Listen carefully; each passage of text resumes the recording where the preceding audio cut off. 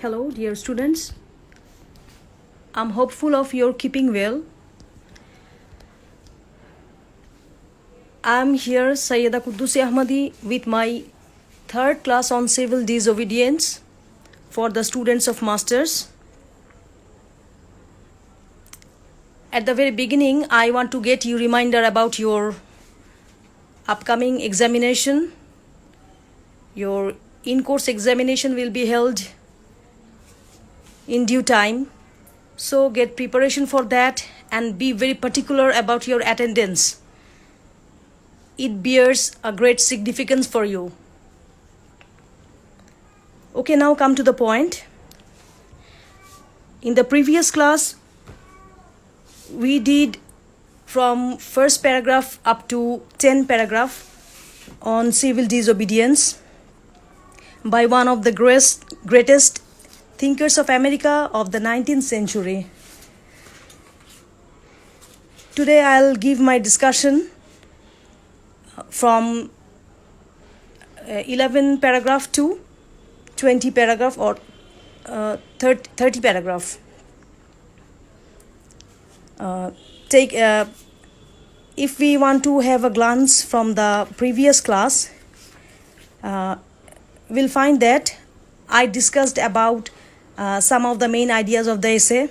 Those were: the government is the best which governs not at all.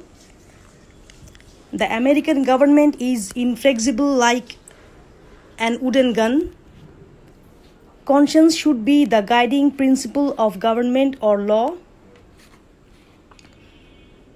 Men serve the state as mere machines, and those who serve the state with conscience are treated as enemies.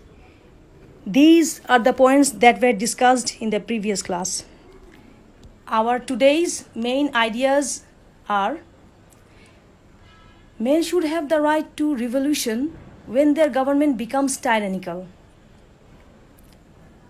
Paley's view of expediency is discarded by Thoreau. Number 3 point is Massachusetts is not doing the right thing. Number 4 point, voting is merely a sort of gaming. And the 5th point is selection of a candidate for presidency. So now we'll have discussion on these points. When the government of a country becomes tyrannical or inefficient or unskilled, or act in such a way that a large portion or the large part of the population turn slaves and subjected to military law, that country may be considered as overrun by a foreign army, and the people should have the causes for revolution as soon as possible. If in this sense we can say that if a government fails to run a country on the basis of justice, people have the right to revolt or to make revolution against the established government. Okay. The second point speaks about H.D. Thoreau's disagreement with Paley. Paley, on an authority on moral question, considers obedience to the established government on expedient if the government cannot be resisted. So here the philosopher Paley speaks about the expediency, but Thoreau disagrees with Paley and opines that real expediency occurs when a people as well as an individual must do justice at any cost. So, if there is justice, there comes the question of expediency. If there is no justice, so there is no use of expediency. Again, he points out in the same paragraph, the people of Massachusetts are not doing the right things. They are not doing justice to the slaves and to Mexico, as I discussed in my earlier class. They are the thousands who are opposed to war and slavery in opinion, but they do nothing to put an end to them. So they remain inactive, and this bear no fruit for the sufferers. Now comes the question of voting. Voting is merely a sort of gaming. A person casts his vote as he thinks right, but he is not vitally concerned that right should prevail. He leaves it to the majority that possesses little virtue. The selection of a candidate for a presidency through a convention does not ensure welfare of the country. So if the majority is not in right direction, then there is no fruit to support it. If a man cannot eradicate any wrong, it is his duty to wash his hands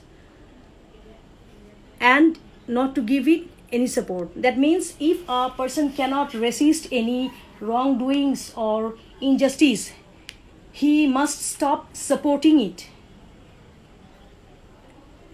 That is the best he can do. Okay, now come to the paragraph 22. Here Thoreau says, when the subject has refused allegiance and the officer has resigned his office, then the revolution is accomplished. Here comes the vital point of revolution, and he clarifies in which sense he has applied it for. Allegiance means loyalty or commitment to a superior or to a group or cause. That means here the allegiance means the subjects or the people's loyalty or commitment to the government.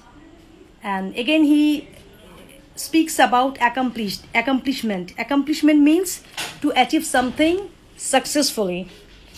So now I'm explaining it. This is in short the definition of a peaceable revolution, if any such is possible. That means he takes the way of non-violation in marching his revolution or in advancing his revolution. If a tax collector doesn't support the action of the government and may be in a fix as to what to do, he should resign his office.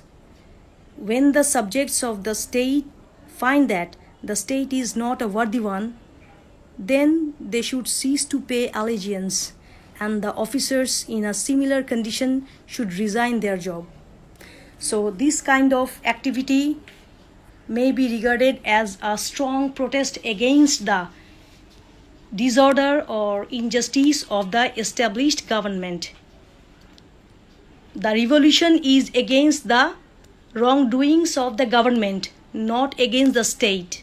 So this point should be noted. Thoreau opines that in para 23, absolutely speaking, the more money, the less virtue.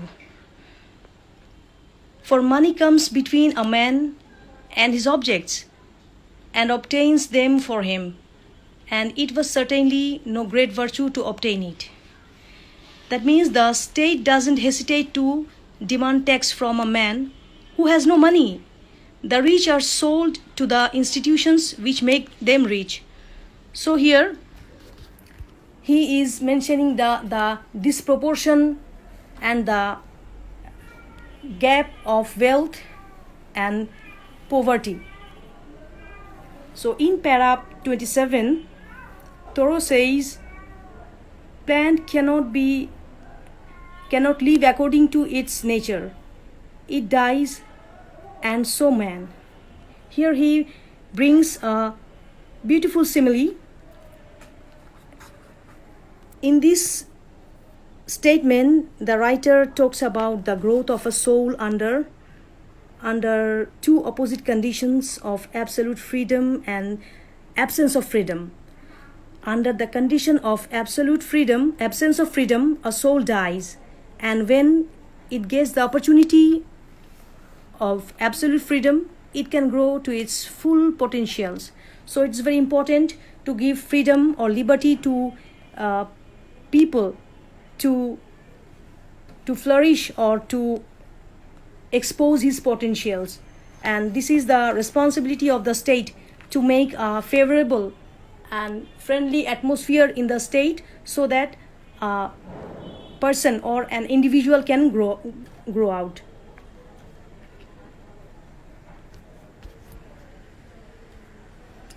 So these are the points.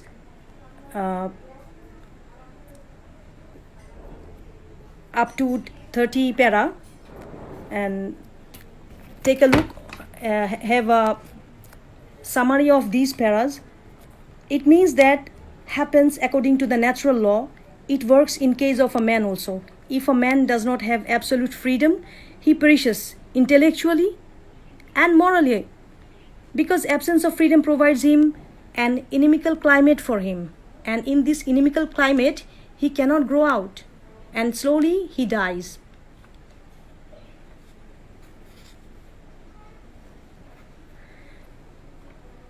So what should we do regarding unjust laws? Unjust laws exist, and we should do regarding these laws.